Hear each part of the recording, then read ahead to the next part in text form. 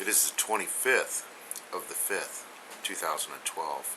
This is today's climate change update. Let's go ahead and get started on SOT.net. Hurricane Bud heading for area near Puerto Vallarta.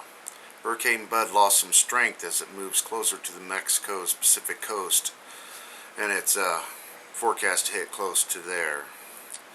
5.6 earthquake which jolted Bulgaria was strongest since 1858, and aftershocks continue. Earthquake magnitude 4.8 shakes nervous Christchurch, sending shoppers fleeing into the streets.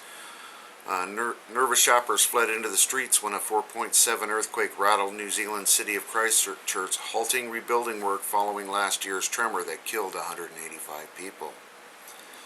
These were no immediate reports of damage or injuries, and the police and ambulance services said they had received no calls for assistance, thankfully. They are definitely not out of the woods yet. Very unstable area. Original radiation released by Fukushima 2.5 times higher than what TEPCO told public. The amount of radioactive materials released in the first days of Fukushima nuclear disaster was almost 2.5 times the initial estimate by the Japanese safety regulators. The operator of the crippled plant said in a report released on Thursday. They're also saying this is the report where Kevin Blanch come out where RT reported that it's 4.5 times or 4 times Chernobyl, and TEPCO admitted itself that those numbers are probably a little low. Tornado confirmed on ground near Wausau, Wisconsin. They have some extreme weather up there. Late season storm could bring summer snow to Sierra, California. The advance this Memorial Day weekend, particularly for folks heading into the Sierra, is be prepared.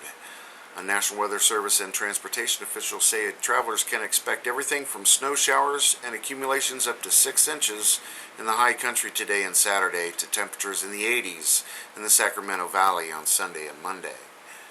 So, Scientific experts confounded by increasing snow cover on Mount Kilimanjaro, constituting the highest mountain area in Africa. Mount Kilimanjaro is slowly building up its snow cover, allaying fears that the prominent scientist who have predicted witnessing the immense loss is famous white hat. So the climate change scientists were saying that Kilimanjaro was going to lose its snow cap, but they've done studies that it's actually getting thicker. Tornado damages 15 homes in Northport, Florida. Here's a good one. Tornado steals scene in Kansas couple's wedding photos. If you haven't seen this photo, it's a young wedding Kansas couple.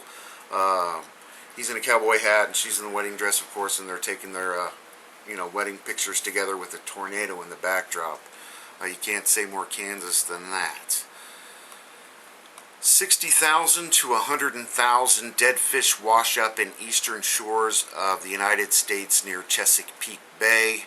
They're saying due to the extreme weather, it's stirred up a lot of pollution, which is causing the fish deaths, that kind of thing. Definitely an alarming amount of fish kill. Over to the watchers, magnitude 6.2 earthquake in Greenland Sea. This is the one that was off the coast of Norway, in between Greenland and Norway.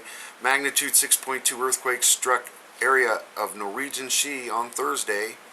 The epicenter was located at 601 kilometers northwest of Tromsø, and the depth of the epicenter was 8.8 kilometers, according to the USGS. And they've been having some aftershocks with that as well. No tsunami alerts, of course. Dense dust storms blow over Middle East. A dust storm shrouded Iraq, Kuwait. Late Monday on the 22nd, the Kuwait News Agency reported the thick dust has suspended operations in 2 ports.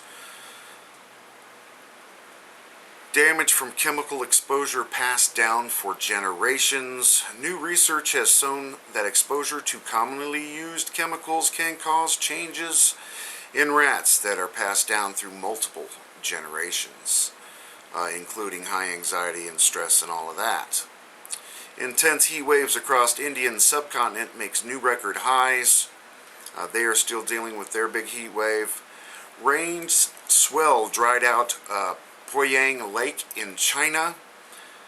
In January 2012, we were writing about the dried out beds of these lakes in southeastern China, where drought had shrunk the lake to a fraction of its former area. After a year of poor rainfall, a lake covered less than 188 square kilometers. China's two freshwater lakes, they are both drying up dramatically. Almost 40 million people had been affected by the water, but all these heavy rains that they've been going, thankfully these lakes are starting to fill back up. Typhoon Sanvu is the first typhoon of this year. It is the first such storm since early October 2011. It's only the second named Western North Pacific storm thus far in 2012. Unfortunately, no major land masses are under threat. Category Hurricane 1 Bud continues to strengthen. I heard it lost a little strength right before it's supposed to hit Mexico. And where's the other one? Oh, the nuclear fire on the USS Miami, burning at Portsmouth Naval Shipyard. I'll cover a little bit of that on E&E News. Speaking of, let's go ahead and go over to that. Mayor, we are definitely suffering from radiation exposure in our bodies. And One Healthcare, just 2% of Fukushima residents have had radiation testing by the government.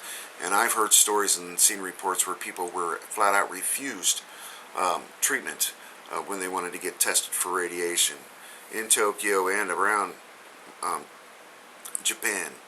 TEPCO Unit Number 4 wall bulging, local deformation confirmed.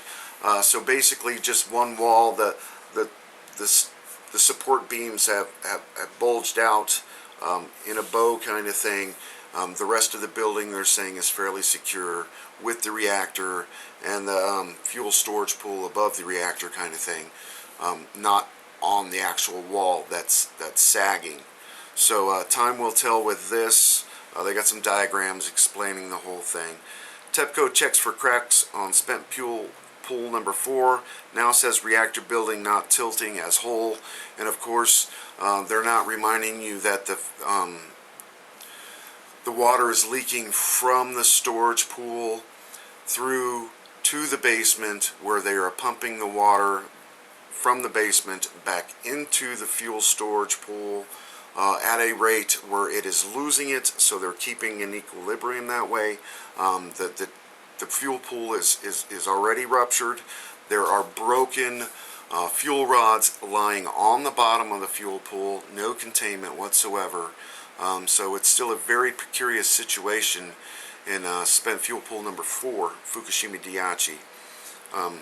Definitely, here we go. The insanity continues. UN radiation expert, neutron exposure from Fukushima criticalities not measured. Well, why is that? Major problems with radiation testing for children. U.S. congressman days before officials can enter fire-damaged area of nuclear submarine.